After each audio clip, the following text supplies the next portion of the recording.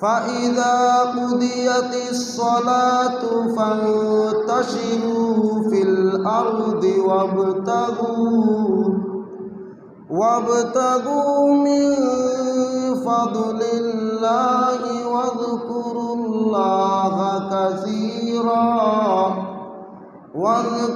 الله كثيرا لعلكم تفلحون।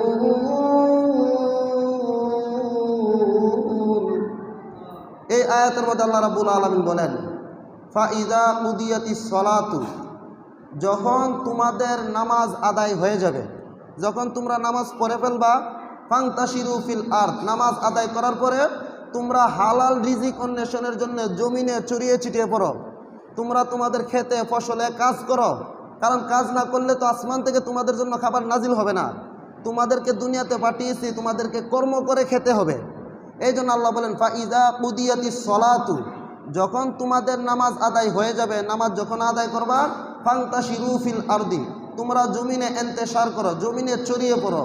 ফান্তাশিরু feel আরদি ওয়াবতাগু মিন ফাদলিল্লাহ, তোমরা জমিনে কেন ছড়িয়ে ছিটিয়ে পড়বা? ওয়াবতাগু, যেন তোমরা তালাশ করতে পারো, জমিনে ছড়িয়ে ছিটিয়ে পড়ে ওয়াবতাগু, তোমরা তালাশ করো, মিন ফাদলিল্লাহ, আল্লাহর দেওয়া ফজল। আল্লাহর ফজল কি? আল্লাহর দয়া কি? আল্লাহর দয়া হচ্ছে রিজিক। রিজিক এটা আল্লাহ তাআলার একটা বিরাট বড় দয়া। আল্লাহ রাব্বুল আলামিন বলেন, নামাজ আদায়ের পরে তোমরা হালাল রিজিক অন্বেষণ করণার্থে তোমরা জমিনে ছড়িয়ে ছিটিয়ে পড়ো। ওয়াবতাগু মিন ফাদলিল্লাহ, আর জমিনে ছড়িয়ে ছিটিয়ে পড়ে হালাল রিজিক অন্বেষণ করার পরে কি করো? ওয়াজকুরুল্লাহ কাসীরা, আল্লাহ তাআলার জিকির করো। ফাইদা কুদিয়াতিস সালাতু ফান্তাশিরু ফিল আরদি ওয়াবতাগু মিন ফাদলিল্লাহ ওয়াজকুরুল্লাহ কাসীরা, আর আল্লাহ রাব্বুল আলামিনের জিকির করো বেশি বেশি। লাআল্লাকুম তুফলিহুন, যেন তোমরা সফল কাম হতে পারো। ونستغفره ونؤمن به ونتوكل عليه ونعوذ بالله من شرور أنفسنا ومن سيئات أعمالنا من يهده الله فلا مضل له ومن يضلله فلا هادي له ونشهد أن لا إله إلا الله وحده لا شريك له ونشهد أن سيدنا ومولانا محمدا عبده ورسوله الذي أرسل إلى الناس كافة بشيرا ونذيرا وداعيا إلى الله بإذنه وسراجا منيرا. أما بعد فقد قال الله تعالى في كلامه المجيد وفرقانه الحميد. أعوذ بالله من الشيطان الرجيم. بسم الله الرحمن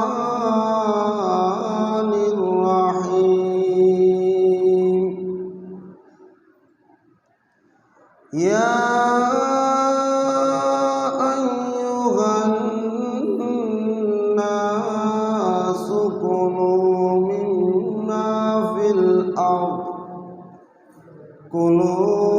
مما في الأرض حلالا طيبا طيبا ولا تتبعوا خطوات الشيطان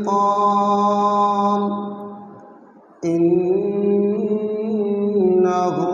لكم عدو مبين صدق الله العظيم وقال الصادق المصدوق الأمين صلى الله عليه وسلم طلب كسب الحلال فريضة بعد الفريضة وقال أيضا في حديث آخر لا يدخل الجنة جسد غذي بالحرام أو كما قال عليه الصلاة والسلام صلى الله على سيدنا ومولانا محمد وعلى آله وأصحابه وسلم इलाही दिखा दे हमें दियार मदीना इलाही बना दे हमें गुबार मदीना बलगल उला बिकमालिह कशफ दुजा बिजमालिह हसनत जमीउ खिसालिह सल्लू अलैहि व आलिहि। আলহামদুলিল্লাহ, সমস্ত প্রশংসা মহান আল্লাহ পাক রব্বুল ইজ্জতের দরবারে, যিনি আমাদেরকে এই রকম একটা মহামান্বিত মাসে এবং পবিত্র দিনে আল্লাহর ঘর মসজিদে আসার এবং বসার মতো তৌফিকে আনায়াত করেছেন। এজন্য সকলে অন্তরের অন্তঃস্থল থেকে কালিমাতুশ শুকর আদায় করে বলি আলহামদুলিল্লাহ। সম্মানিত মুসল্লিয়ানে কেরাম, আজকে হালাল রিজিকের গুরুত্বের ব্যাপারে আলোচনা করার ইচ্ছা করেছি। হালাল রিজিকের গুরুত্ব কি, হালাল রিজিক খাওয়ার সুফল এবং হালাল রিজিক খাওয়ার সুফল এবং হারাম রিজিক খাওয়ার কুফল সম্পর্কে আজকে আলোচনা করা হবে। অর্থাৎ কুরআন হাদিসের আলোকে হালাল রিজিক খাওয়ার গুরুত্ব এবং হালাল মাল অন্বেষণ করার গুরুত্ব এবং হারাম রিজিক অন্বেষণ করার ক্ষতি কি সেইটুকু আলোচনা করা হবে। ওমা তৌফিকি ইল্লা বিল্লাহ। তো আমি খুতবার মধ্যে যে আয়াতটুকু তেলাওয়াত করেছি, এই আয়াতের মধ্যে আল্লাহ রাব্বুল আলামিন সমস্ত মানুষদেরকে হালাল রিজিক অন্বেষণ করার কথা বলেছেন। আল্লাহ রাব্বুল আলামিন বলেন, ইয়া আইয়ুহান নাসু কুলু মিম্মা ফিল আরদি হালালান তাইয়্যিবা ওয়ালা তাত্তাবিউ খুতুওয়াতিশ শাইতান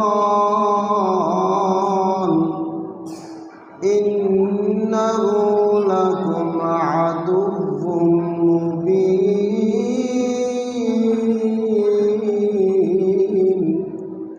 এই আয়াতের মধ্যে আল্লাহ রাব্বুল আলামিন বলেন, ইয়া আইয়ুহান নাস, হে লোক সকল, কুলু মিম্মা রাযাকনাকুম হালালান তাইয়্যিবা, আমি তোমাদেরকে হালাল পবিত্র যে রিজিক দিয়েছি সেই রিজিক থেকে ভক্ষণ করো। তোমরা খাবার খাও হালাল এবং পবিত্র রিজিক থেকে। এরপর আল্লাহ বলেন, ওয়ালা তাত্তাবিউ খুতুওয়াতিশ শাইতান, তোমরা শয়তানের পদাঙ্ক অনুসরণ করিও না।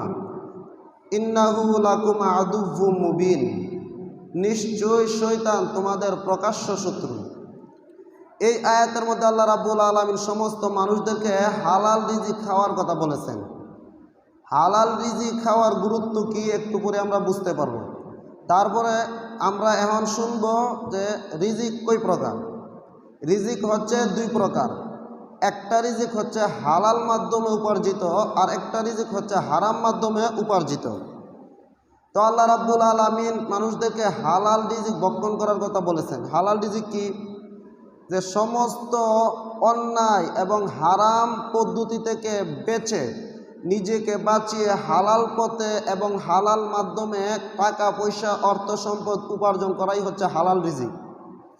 তো মানুষ যে ইবাদত বন্দিগি করে, বিভিন্ন দোয়া করে, ইবাদত বন্দিগি এবং দোয়া কবুল হওয়ার পূর্ব শর্ত হচ্ছে হালাল রিজিক থেকে ভক্ষণ করা।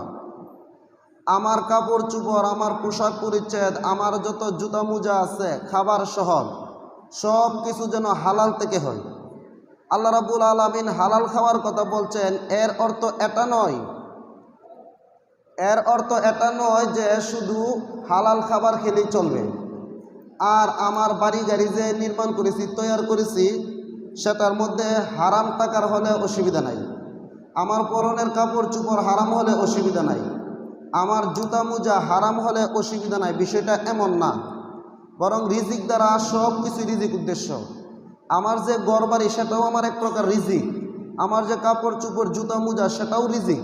রিজিকের অর্থ ব্যাপক বিশাল। এই জন্য শুধু খাওয়ার ক্ষেত্রে হালালটা খাইলাম, আর বাড়ি গাড়ি তৈরি করার ক্ষেত্রে, কেনার ক্ষেত্রে, বানানোর ক্ষেত্রে হারাম মাল অর্থ সম্পদ দ্বারা বাড়ি গাড়ি তৈরি করলাম, বাড়ির মালিক হলাম, সেটা উদ্দেশ্য নয় এবং সেটাও আমার জন্য বৈধ হবে না। এই জন্য আল্লাহ রাব্বুল আলামিন বলছেন তোমার রিজিক যেন হালাল হয়। যদি হালাল হয় তাহলে তোমার ইবাদত কবুল হবে, যদি হালাল হয় তোমার দোয়া কবুল হবে। আর যদি হারাম হয় তাহলে তোমার ইবাদত দোয়া এগুলো কোনো কাজে আসবে না। এই জন্য আমরা যেহেতু মুসলমান, এই জন্য আমরা কতগুলো রুলস মেনে, কতগুলো নিয়ম মেনে, একটা সংবিধান মেনে চলতে হয়। সেই সংবিধানের নাম হচ্ছে কুরআন এবং সুন্নাহ। কুরআন এবং সুন্নাহ মুসলমানদেরকে, মুমিনদেরকে যেইভাবে জীবনযাপন করার কথা বলেছে, মুমিনরা সেইভাবে জীবনযাপন করতে বাধ্য। এর বাইরে গেলেই সে আল্লাহ তাআলার নাফরমানি করবে। এই জন্য আল্লাহ রাব্বুল আলামিন মানুষদেরকে হালাল রিজিক অন্বেষণ করার কথা বলেছেন, যেন এই হালাল খেয়ে পরে তার ইবাদত কবুল হয়। আল্লাহ রাব্বুল আলামিন শুধু মানুষদেরকে বলে না, সাধারণ মানুষদেরকে বলে না হালাল খাওয়ার জন্য, বরং যিনারা নবী রাসূল ছিলেন তাদেরকেও আল্লাহ রাব্বুল আলামিন বলছে তোমরাও হালাল খাবার খাও। আল্লাহ রাব্বুল আলামিন বলেন, ইয়া আইয়ুহার রুসুলু কুলু মিনাত তাইয়্যিবাত, হে নবী রাসূলগণ তোমরা হালাল খাবার ভক্ষণ করো, হালাল খাবার থেকে খাও। এই আয়াতের মধ্যে আল্লাহ রাব্বুল আলামিন নবী রাসূলগণকে কেন বললেন হালাল খাবার খাওয়ার জন্য?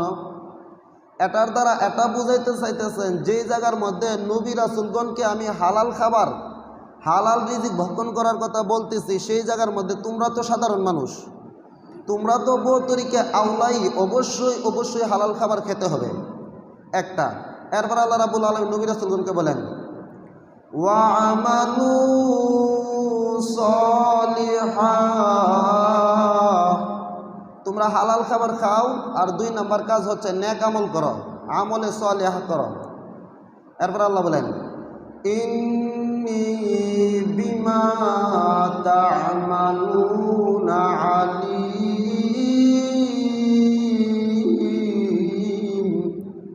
এই আয়াতের মধ্যে বলেন হে নবী রাসূলগণ আপনারা যা করতেছো সব কিছু সম্পর্কে কিন্তু আমি ওয়াকিফ হাল, তোমরা যা করতেছো সেই সম্পর্কে কিন্তু আমি আলিম, সর্বজ্ঞ, সব কিছু জানতেছি, দেখতেছি। এই আয়াতের ব্যাখ্যায় মুফাসসিরিনে কেরাম বলেন, তাফসিরে মাআরিফুল কুরআনের মধ্যে আয়াতের ব্যাখ্যায় উনি বলেন যে এই আয়াতের মধ্যে আল্লাহ রাব্বুল আলামিন হালাল খাবার ভক্ষণের কথা রাসূলগণকে বলেছেন, এরপরে আমলের কথা বলেছেন। তার মানে আমলের এই হালাল খাবারের পাশাপাশি আমল শব্দটা উল্লেখ করার দ্বারা এটা প্রমাণিত হয় যে আমল কবুল হওয়ার জন্য পূর্ব শর্ত হচ্ছে হালাল খাবার ভক্ষণ করা। তাহলে আমরা বুঝতে পারলাম আমরা মুসলমান, আমাদের একটা সংবিধান আছে। একটা দেশ যেরকমভাবে কিছু নিয়ম কানুনের উপর চলে, ঠিক তদ্রূপভাবে যারা মুমিন মুসলমান তারাও কতগুলো নিয়ম কানুনের উপর চলতে হয়। সেই নিয়ম কানুন কি? আল্লাহর দেওয়া সংবিধানে লেখা আছে যে যারা আমার আল্লাহর আনুগত্যশীল বান্দা তারা যেন হারাম থেকে বেঁচে হালাল পথে উপার্জন করে, হালাল খাবার দ্বারা ভক্ষণ করে। তার মানে সুদ খাওয়া জায়েজ না, ঘুষ খাওয়া জায়েজ না, এরকমভাবে চুরি করা, ডাকাতি করা, রাহাজানি করা, বদমাশি করা, হারাম পন্থায় উপার্জন করা কোনোটাই কি নয়? জায়েজ নয়। মিথ্যা কথা বলে মাল উপার্জন করা, এরকমভাবে ধোঁকা দিয়ে মাল উপার্জন করা, কারোর সাথে কাউকে ঠকিয়ে মাল উপার্জন করা, সবগুলা হালাল, সবগুলা হারাম, কোনোটাই হালাল নয়। তাহলে আমরা বুঝতে পারলাম আল্লাহ রাব্বুল আলামিন যেই জায়গার মধ্যে নবী রাসূলগণকে হালাল রিজিক ভক্ষণ করার কথা বলছেন সেই জায়গার মধ্যে অবশ্যই অবশ্যই আমাদেরকে অন্তর্ভুক্ত করা হয়েছে। আবার মুফাসসিরিনে কেরাম বলেন যে নবী রাসূলগণকে হালাল খাবার ভক্ষণ করার কথা বলা মানে নবী রাসূলের উম্মতদেরকে বলা। আল্লাহ রাব্বুল আলামিন নবী রাসূলকে বলছে তোমরা হালাল খাবার খাও, মানে উদ্দেশ্য হচ্ছে নবী রাসূলদের উম্মতদেরকে বলা, তাদেরকে জানানো যে আমি নবী রাসূলকে বলেছি হারাম খাবার থেকে বেঁচে হালাল খাবার ভক্ষণ করার জন্য। তার মানে উম্মতরা কিন্তু এর থেকে খালি নয়, তোমরাও হারাম থেকে বেঁচে হালাল পথে ইনকাম করতে হবে, উপার্জন করতে হবে। তাহলে এই আয়াতের মধ্যে আল্লাহ রাব্বুল আলামিন প্রথমে উম্মতদেরকে প্রথম আয়াতে সংবাদ দিয়েছেন তোমরা হালাল রিজিক থেকে খাও। তারপরে নবী রাসূলগণকে বলেছেন তোমরা হারাম রিজিক থেকে বেঁচে হালাল রিজিক খাও। আচ্ছা, তাহলে রিজিকের অভাবে কিন্তু কোনো মানুষ কোনো দিন মারা যায় না। মনে করেন আমি যদি বলি যে আমি যদি হালাল রিজিক অন্বেষণ করতে চাই তাহলে আমি এরকম কোনো সুব্যবস্থা পাইতেছি না হালাল রিজিক অন্বেষণ করার। এখন যদি হারাম রিজিক অন্বেষণ না করি তাহলে তো আমাকে না খেয়ে মরতে হবে না? বিষয়টা সম্পূর্ণ মিথ্যা ও যৌক্তিক। আল্লাহ রাব্বুল আলামিন মানুষদেরকে সৃষ্টি করেছেন, মানুষের রিজিকের ব্যবস্থা আল্লাহ তাআলা নিজের কুদরতি হাতে নিয়ে নিয়েছেন। এই জন্য এটা বলা কোনো দিন সহি হবে না, শুদ্ধ হবে না যে রিজিকের অভাবে কোনো মানুষ কোনো দিন মারা যায়। তাহলে আপনারা প্রশ্ন করতে পারেন আমরা তো অনেক সময় খবর পাই যে কিছু মানুষ রিজিকের অভাবে অনাহারে মারা গেছে। না, রিজিকের অভাবে অনাহারে কোনো দিন কোনো মানুষ কোনো প্রাণী মারা যায় না। আমরা যে সংবাদে শুনি যে অমুক দেশের অমুক মানুষ এতজন মানুষ অনাহারে খাবার না পাওয়ার কারণে মারা গেছে, এর অর্থ হলো আল্লাহ রাব্বুল আলামিন প্রত্যেক মানুষের নির্দিষ্ট একটা সময়সীমা, বয়সসীমা নির্ধারণ করে রেখেছেন। যেই দিন তার মেয়াদ শেষ হয়ে যাবে, যেই দিন তার হায়াত পুরিয়ে যাবে, সেই সময় আল্লাহ রাব্বুল আলামিন তার রিজিককে বন্ধ করে দেন। রিজিককে বন্ধ করে দেওয়ার কারণে সে রিজিক পায় না, মারা যায়। এটার অর্থ এটা নয় যে সে রিজিকের অভাবে অনাহারে মারা গেছে। তাহলে আমরা যদি কেউ বলি যে অমুক দেশের অতজন মানুষ রিজিকের অভাবে মারা গেছে তাহলে এটা আমাদের ভুল হবে। আমরা কুরআন হাদিসের পর্যাপ্ত জ্ঞান না থাকার কারণে এরকমটা বলে থাকি। তাহলে আল্লাহ রাব্বুল আলামিন মানুষকে সৃষ্টি করছেন, মানুষের রিজিকের ব্যবস্থাও আল্লাহ তাআলা করে দিয়েছেন। আর রিজিক দুই প্রকার, একটা হচ্ছে হালাল রিজিক, একটা হারাম রিজিক।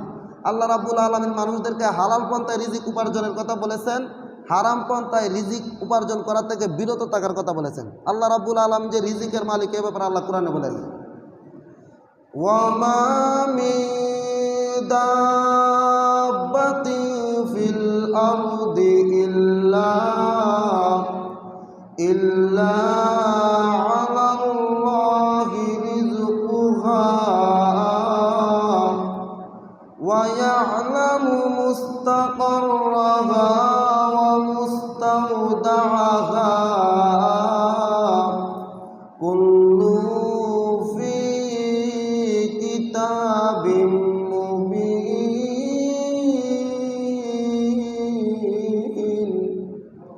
এই আয়াতের মধ্যে আল্লাহ রাব্বুল আলামিন বলেন ওয়ামা মিন দাব্বাতিন ফিল আরদি ইল্লা আলাল্লাহি রিজকুহা। এই পৃথিবীতে যত ধরনের প্রাণী আছে, মানুষ হোক, গরু ছাগল হোক, কুকুর বিড়াল মহিষ হোক, সব কিছু রিজিকের দায়িত্ব আল্লাহ রাব্বুল আলামিন নিজ হাতে নিয়ে নিয়েছেন। এই জন্য কোনো দিন কোনো মানুষ অনাহারে মারা যাবে না। যদিও আমরা মনে করি তারা খাবার না পাওয়ার কারণে মারা গেছে, এই আয়াতের ব্যাখ্যায় মুফাসসিরিনে কেরাম বলেন না, তারা রিজিক না পাওয়ার কারণে মারা যায় নাই, বরং আল্লাহ রাব্বুল আলামিন তাদের রিজিককে শেষ করে দিয়েছেন, তাদের হায়াত শেষ হওয়ার কারণে রিজিককে বন্ধ করে দিয়েছেন। আর এইভাবে বন্ধ করার কারণে তারা কী হয়েছে, রিজিক না পাওয়ার কারণে মারা গিয়েছে। এই ব্যাপারে তাফসিরে কুরতুবির মধ্যে ইমাম কুরতুবী রাহিমাহুল্লাহ একটা ঘটনা উল্লেখ করেছেন, সাহাবায়ে কেরামের ঘটনা, যে হযরত আবু মুসা আশআরী এবং আবু মালিক আশআরী রাদিয়াল্লাহু আনহু তারা একটা কাফেলার সর্দার ছিলেন।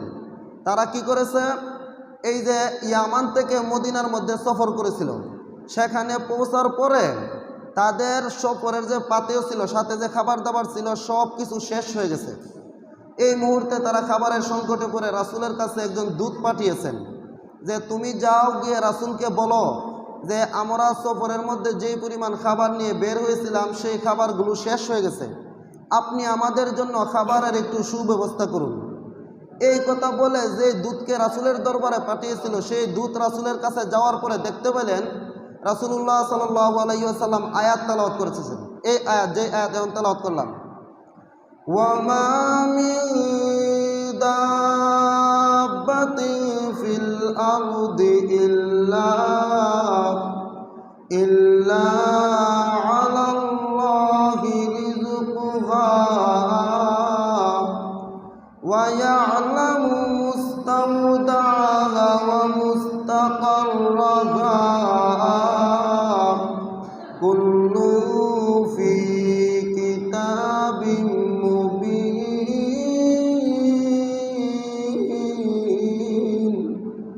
এই আয়াত যখন রাসূল তেলাওয়াত করতেছে, এই মুহূর্তে ওই সাহাবী ফিরে গেছেন। উনি বলেন, যেই আল্লাহ রাব্বুল আলামিন মানুষের রিজিকের দায়িত্ব গ্রহণ করেছেন, সেই আল্লাহ রাব্বুল আলামিনই আমাদের রিজিকের ব্যবস্থা করবেন। সুতরাং রিজিকের ব্যাপারে আমরা রাসূলের কাছে নালিশ দিয়ে কোনো লাভ হবে না এবং এটা বুদ্ধিমানের কাজ হবে না। এই জন্য উনি রাসূলের কাছে আইসা রাসূলের হুজরা মুবারক থেকে এই আয়াতের তেলাওয়াত শুনতে পেয়ে রাসূলের সাথে সাক্ষাৎ না করে, উনার কাছে রিজিকের অভাব উপযোগ না করে সরাসরি ফিরে গেছে কাফেলার কাছে। যায়া বলতেছেন, শোনো, তোমাদের জন্য সুসংবাদ, তোমাদের জন্য অতি সত্বর খাবারের ব্যবস্থা হবে। তারা সবাই মনে করছে যে রাসূলুল্লাহ সাল্লাল্লাহু আলাইহি সাল্লামের কাছে তারা খাবারের অভিযোগ করার কারণে রাসূল সাল্লাল্লাহু আলাইহি সাল্লাম হয়তো তাদেরকে খাবারের আশ্বাস দিয়েছেন, এইরকমটা মনে করে সবাই বসে আছে। এই মুহূর্তে আল্লাহ রাব্বুল আলামিন দুইজন ফেরেশতার মাধ্যমে আকাশ থেকে জান্নাতি খাবার পাঠিয়ে তাদেরকে সাহায্য করেছেন। আর এই খাবার এত সুস্বাদু ছিল, রুটি এবং গোশত ছিল, তারা সেই খাবার সবাই পেট পূর্ণ করে খেয়ে বাকি অংশটুকু রাসূলের দরবারে পাঠিয়ে দিয়েছে। এই হিসেবে যে রাসূলুল্লাহ সাল্লাল্লাহু আলাইহি সাল্লাম হয়তো আমাদের জন্য অনেক খাবার পাঠিয়েছেন, হয়তো তার আশেপাশে যে সমস্ত লোক আছে তাদের খাবারের শর্ট রয়েছে, এই জন্য আমাদের অতিরিক্ত খাবারটুকু আবার রাসূলের কাছে পাঠিয়ে দিই। এই হিসেবে তারা দুইজন লোকের মাধ্যমে অতিরিক্ত খাবারটুকু রাসূলের কাছে পাঠাইছেন। পাঠানোর পরে রাসূল সাল্লাল্লাহু আলাইহি সাল্লাম জিজ্ঞেস করলেন, কী ব্যাপার, এগুলো কোথা থেকে? বললেন, ইয়া রাসূলুল্লাহ, আপনি না আমাদের জন্য খাবার পাঠিয়েছিলেন, সেই খাবারই তো আমরা আবার আপনার কাছে ফেরত নিয়ে এসেছি। রাসূল সাল্লাল্লাহু আলাইহি সাল্লাম বললেন, না, আমি তো কোনো খাবার পাঠাই নাই। তারা বললেন, ইয়া রাসূলুল্লাহ, দুইজন লোককে আপনার কাছে পাঠিয়েছিলাম খাবারের ব্যবস্থা করে দেওয়ার জন্য আপনি, কিন্তু আমরা তো মনে করছি আপনি বুঝি খাবারের ব্যবস্থা করে দিয়েছেন। এই হিসেবে আপনার পক্ষ থেকে প্রেরিত খাবারের অবশিষ্ট অংশটুকু আপনার দরবারে আবার নিয়ে এসেছি। রাসূল সাল্লাল্লাহু আলাইহি সাল্লাম বুঝতে পারলেন যে আল্লাহ তাআলা গায়বীভাবে তাদের খাবারের ব্যবস্থা করে দিয়েছিলেন। এই জন্য রাসূলুল্লাহ সাল্লাল্লাহু আলাইহি সাল্লাম তাদেরকে বললেন, শোনো, সেই খাবারের ব্যবস্থা আমি করি নাই এবং আমি জানিও না তোমাদের সেই অনাহারের কথা অবস্থা। এই জন্য এই খাবার স্বয়ং আল্লাহ রাব্বুল আলামিনের পক্ষ থেকে তোমাদের জন্য ব্যবস্থা করা হয়েছে। তাহলে এই আয়াত দ্বারা বোঝা গেল আল্লাহ রাব্বুল আলামিন মানুষকে সহ সমস্ত প্রাণীকুলকে সৃষ্টি করেছেন এবং তাদের রিজিকের দায়িত্ব আল্লাহ রাব্বুল আলামিন নিজ হাতে নিয়েছেন। তার প্রমাণ হলো এই আয়াত, ওমা মিন দাব্বাতিন ফিল আরদি ইল্লা আলাল্লাহি রিজকুহা। তাহলে এই আয়াতের ব্যাখ্যায় ইমাম কুরতুবী রাহিমাহুল্লাহ তাফসিরে কুরতুবীতে সাহাবায়ে কেরামের এই ঘটনাটা উল্লেখ করে এটাই বুঝিয়েছেন, কোনো মানুষ যদি হারাম থেকে বাঁচতে চায়, তাহলে আল্লাহ রাব্বুল আলামিন অবশ্যই তাদের রিজিকের ব্যবস্থা করবেন, যেই রকমটা আল্লাহ তাআলা এই যে সাহাবায়ে কেরামের ব্যাপারে করে দিয়েছেন। হারাম থেকে বাঁচতে পারলে আল্লাহ রাব্বুল আলামিন আমাদেরকে কী লাভ দেবেন? আল্লাহ রাব্বুল আলামিন বলেন, যারাই সমস্ত অন্যায় হারাম থেকে বাঁচতে পারে তারাই সফল কাম। সফল কামের ডিফিনিশন স্বয়ং আল্লাহ কুরআনে বলে দিয়েছেন। আল্লাহ কি বলেন? আল্লাহ বলেন, ফামান যুহযিহা আনিন নারি ওয়া উদখিলাল জান্নাহ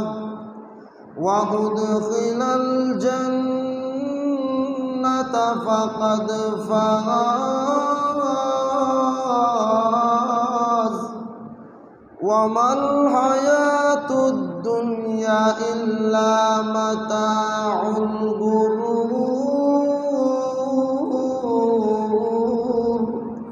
এই আয়াতের মধ্যে আল্লাহ রাব্বুল আলামিন বলেন, যারা সমস্ত হারাম থেকে বাঁচতে পারবো, ফামান যুহযিহা আনিন নার, যেই ব্যক্তি হারাম থেকে বাঁচতে পারবো, ওয়া উদখিলাল জান্নাতা, এবং জান্নাতে প্রবেশ করতে পারবো, সেই সফল কাম। তাহলে আমরা বুঝতে পারলাম জাহান্নাম থেকে বাঁচার জন্য কি করতে হবে। আল্লাহ রাব্বুল আলামিন বলছে যারা জাহান্নাম থেকে বাঁচতে পারবো তারাই সফল কাম। তাহলে জাহান্নাম থেকে বাঁচার আমল কি? জাহান্নাম থেকে বাঁচার আমল হলো আল্লাহ রাব্বুল আলামিন যেটা নবী রাসূলগণকে আদেশ করেছেন, যেটা সমস্ত মুসলমানদেরকে আদেশ করেছেন যে তোমরা হালাল রিজিক ভক্ষণ করো, হারাম ভক্ষণ করিও না। যদি হারাম ভক্ষণ করো কি হবে, সেটার উত্তরে রাসূল হাদিসে বলেছেন, লা ইয়াদখুলুল জান্নাতা জাসাদুন গুযিয়া বিল হারাম। রাসূল বলেন, হে আমার উম্মতেরা শুনে রাখো, সেই শরীর কোনোদিন জান্নাতে প্রবেশ করবে না, করতে পারে না, যেই শরীর তৈরি হয়েছে, যেই শরীরে যে বডিতে রক্ত মাংস তৈরি হয়েছে হারাম মাল সম্পদ দ্বারা। তাহলে আমরা বুঝতে পারলাম আল্লাহ বলছে যে ব্যক্তি জাহান্নাম থেকে বাঁচতে পারছে সে সফল কাম। আর জাহান্নামে যাইবে কোন কারণে? যে ব্যক্তি হারাম উপার্জন দ্বারা ভক্ষণ করে শরীরের মধ্যে রক্ত মাংস তৈরি করবে, সেই কারণে সে জাহান্নামে যাবে। তাহলে আমরা বুঝতে পারলাম রাসূল বলেন, লা ইয়াদখুলুল জান্নাতা জাসাদুন গুযিয়া বিল হারাম। যেই ব্যক্তির শরীরের রক্ত মাংস তৈরি হয়ে হারাম উপার্জনের মাধ্যমে, যেই ব্যক্তির পরনের কাপড় হারাম টাকা দ্বারা, যেই ব্যক্তির জুতা মোজা হারাম টাকা দ্বারা, যেই ব্যক্তির খাবার দাবার হারাম টাকার দ্বারা, যেই ব্যক্তির শরীরে রক্ত মাংস তৈরি হয়েছে হারাম টাকা দ্বারা, রাসূল বলেন রাসূলের কথা যদি সত্য হয় সেই ব্যক্তি জাহান্নামী। তাহলে আমরা এই আয়াত এবং হাদিস দ্বারা বুঝতে পারলাম হালাল রিজিক অন্বেষণের গুরুত্ব কী এবং হারাম থেকে বাঁচার তাৎপর্য কী। রাসূলুল্লাহ সাল্লাল্লাহু আলাইহি সাল্লাম হাদিস শরীফের মধ্যে বলেন, তলাবু কাসবিল হালালি ফারিদাতুন বাদাল ফারিদাতি।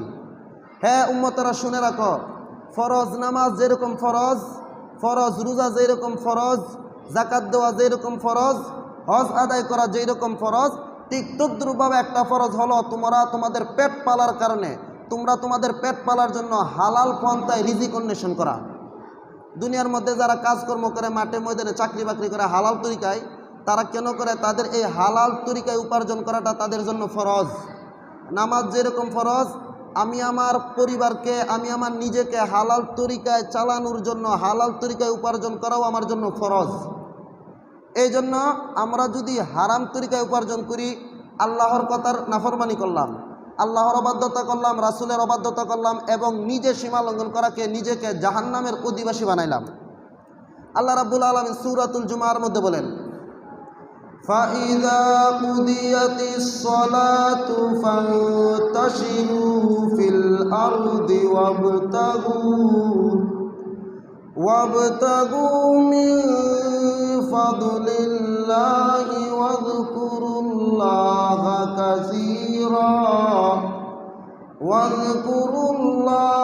كَثِيرًا لَعَلَّكُمْ تُفْلِحُونَ।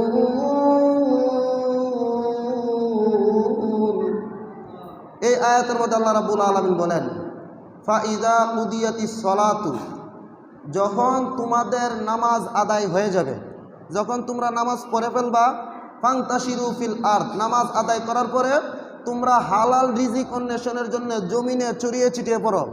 তোমরা তোমাদের খেতে ফসলে কাজ করো, কারণ কাজ না করলে তো আসমান থেকে তোমাদের জন্য খাবার নাজিল হবে না। তোমাদেরকে দুনিয়াতে পাঠিয়েছি, তোমাদেরকে কর্ম করে খেতে হবে। এই জন্য আল্লাহ বলেন, ফাইদা কুদিয়াতিস সলাতু, যখন তোমাদের নামাজ আদায় হয়ে যাবে, নামাজ যখন আদায় করবা, ফান্তাশিরু ফিল আরদি, তোমরা জমিনে ইন্তেশার করো, জমিনে ছড়িয়ে পড়ো। ফান্তাশিরু ফিল আরদি ওয়াবতাগু মিন ফাদলিল্লাহ, তোমরা জমিনে কেন ছড়িয়ে ছিটিয়ে পড়বা?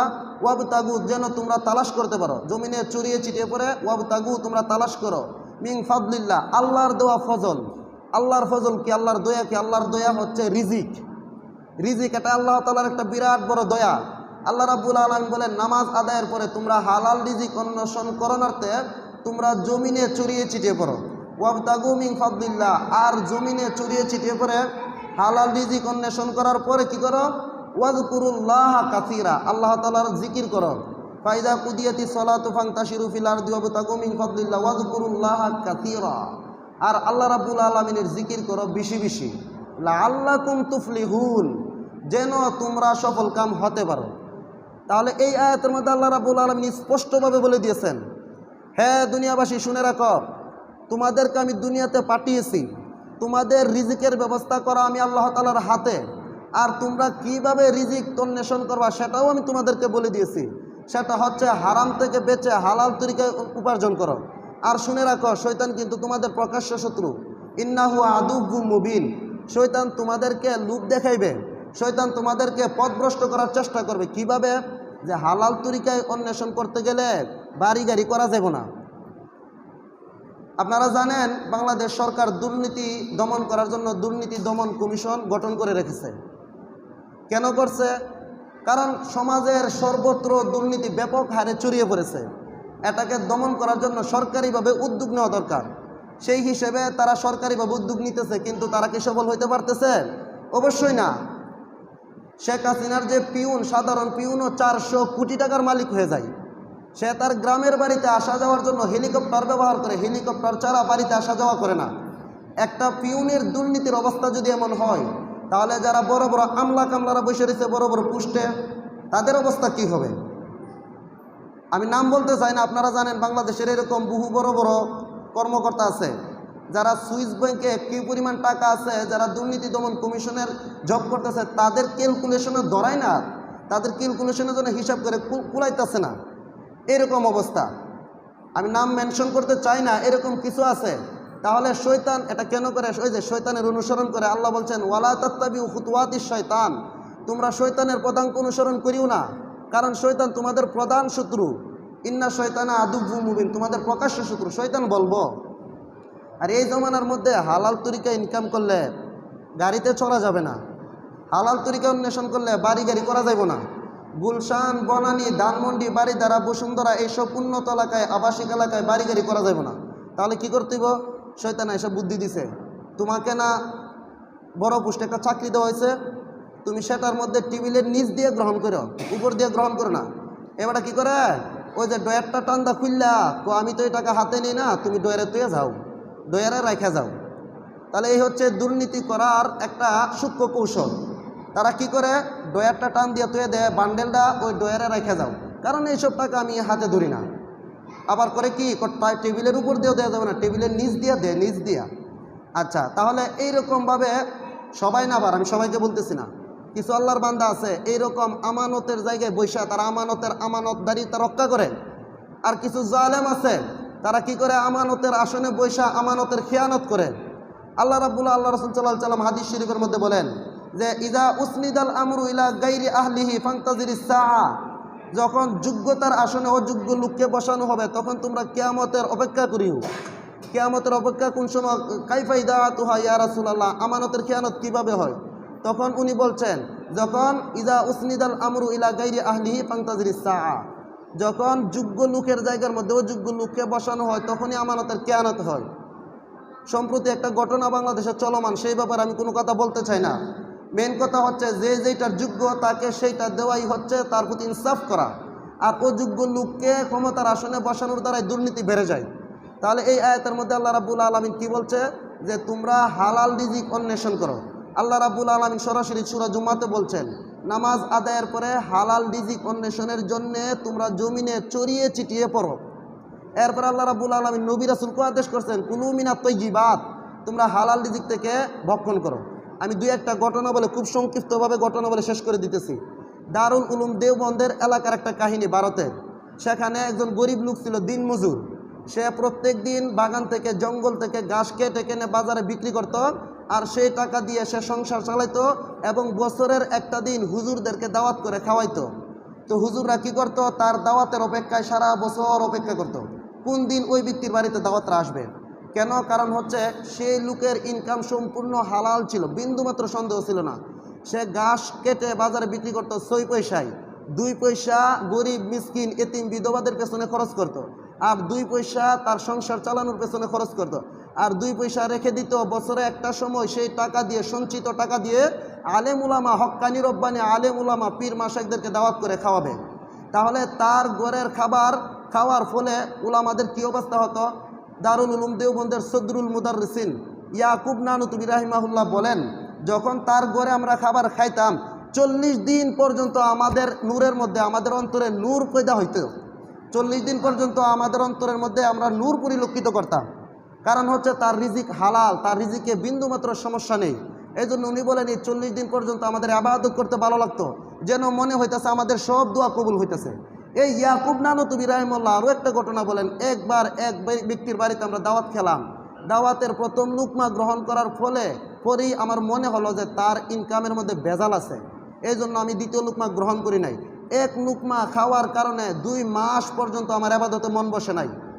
আমার ভিতরে শুধু গুনাহ করার ইচ্ছা জাগতো। কারণ এই হচ্ছে হারাম রিজিকের প্রভাব। হারাম রিজিক খাইলে অন্তর নষ্ট হয়ে যায়, নেক কাজ করবার মনে চায় না, ভালো কাজ করতে ভালো লাগে না, শুধু মানে খিটখিটে মেজাজ হয়ে যায়।